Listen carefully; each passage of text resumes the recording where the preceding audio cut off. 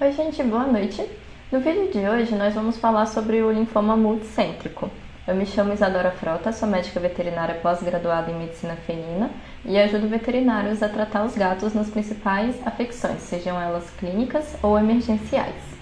Embora o linfoma multicêntrico ele seja raro na espécie felina, a gente precisa sempre colocar ele no nosso diagnóstico diferencial quando a gente tem gatos com aumento de linfonodos periféricos, tá? Por quê? Ele se assemelha muito a uma hiperplasia reacional e a gente precisa saber direitinho como que a gente vai diagnosticar esse paciente para que a gente não acabe tratando de forma errônea um paciente com hiperplasia com quimioterápicos utilizados para o tratamento de linfoma multicêntrico. Então a gente precisa saber muito bem diferenciar essas duas patologias para que a gente consiga tratar corretamente. Então, gente, como eu havia comentado, o linfoma multicêntrico ele vai ser raro em gatos e geralmente quando ele acontece, ele costuma acometer gatos mais idosos e geralmente FeLV negativo. Ele vai ser caracterizado pela proliferação clonal de linfócitos malignos em múltiplos órgãos, por isso que ele é chamado de linfoma multicêntrico. E aí a caracterização dele vai ser a mesma caracterização que a gente utiliza também para outros tipos de linfomas, como por exemplo a localização anatômica, Então esse linfoma, por ele poder afetar múltiplos órgãos, ele é chamado de multicêntrico, lembrando que ele acomete principalmente linfonodos periféricos. A gente vai ter a caracterização de alto grau ou baixo grau de malignidade e também a classificação da imunofenotipagem, se ele é de células T ou de células B. Falando sobre sinal clínico, então o principal sinal clínico que a gente vai ter nesses pacientes vai ser a linfadenopatia, então a gente vai ter o aumento desses linfonodos periféricos e esse paciente também pode estar apresentando letargia, anorexia e até mesmo presença de êmese e perda de peso. Mas o principal mesmo, a caracterização vai ser esses aumentos, dos linfonodos. Então, como que a gente vai realizar o diagnóstico dessa patologia? Em primeiro lugar, a gente precisa fazer a citologia. Primeiro que é um exame que sai o resultado mais rápido, e aí a gente já consegue ter uma ideia se esse aumento de linfonodo é reacional ou se realmente apresenta algum grau de malignidade ali. E muitas vezes, dependendo da localização, esse paciente vai precisar só de uma leve sedação para conseguir realizar esse exame. Então, ele acaba sendo mais prático de ser realizado, tá? A partir do momento que a gente desconfia que esse paciente apresenta o linfoma, a gente vai partir para exames mais elaborados. Então, o próximo passo é a gente coletar material para realizar a histologia e a imunohistoquímica para que a gente consiga ver se esse linfoma ele é de alto grau, de baixo grau, de células B, de células T, para que a gente consiga passar para esse tutor tanto um prognóstico, quanto que a gente consiga também traçar o nosso plano terapêutico para fazer o tratamento desse paciente. Lembrando que tem alguns casos que mesmo a gente realizando todos esses exames, ele pode acabar dando inconclusivo, mas hoje a gente tem o método PAR, então a gente pode estar enviando essa lâmina da histologia para esses laboratórios que realizam esses exames e ele muitas vezes consegue fechar o diagnóstico quando esses outros exames anteriores ele acaba dando inconclusivo.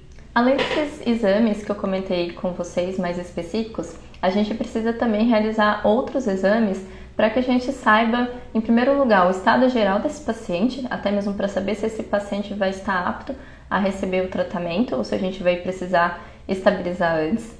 Lembrando que esses pacientes eles podem apresentar também anemia, então isso é muito importante que a gente investigue, tá? Então, para esses pacientes, o que normalmente eu indico fazer? Hemograma, função renal, função hepática, albumina, cobalamina, que esses pacientes acabam podendo ter uma baixa dessa vitamina, ultrassom abdominal, para a gente conseguir ver se tem também alteração em alguns outros órgãos, né, e linfonodos também intraabdominais. Raio-x de tórax, para a gente saber se tem também aumento de linfonodos em outros locais, né?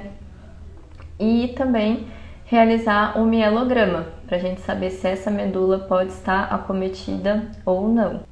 Apesar dessa apresentação do linfoma não ser comum em pacientes FeLV positivo, é muito importante que a gente realize os exames de FIV-FeLV nesse paciente, porque o fato dele apresentar um desses vírus vai acabar mudando o prognóstico desse paciente. A gente sabe que pacientes FeLV positivo tendem a formações de linfoma, então é muito importante que a gente realize esse exame também, mesmo não sendo comum esse tipo de apresentação do linfoma nos pacientes positivos.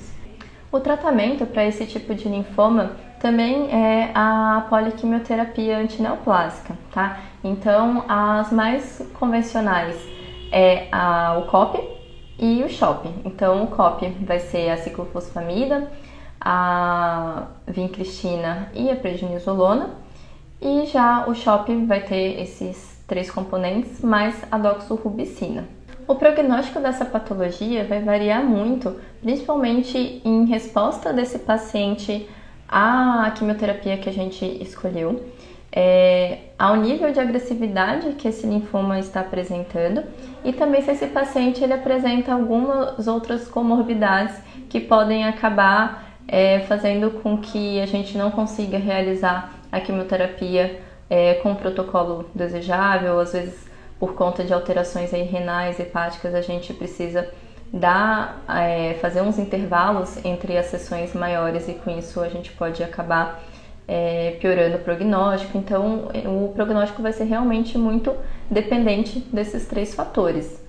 Então, gente, eu volto a falar que essa apresentação do linfoma ela é realmente rara, mas é muito importante que a gente tenha em mente, conheça a respeito dessa patologia, para que a gente consiga pensar nela quando a gente estiver diante dessa patologia.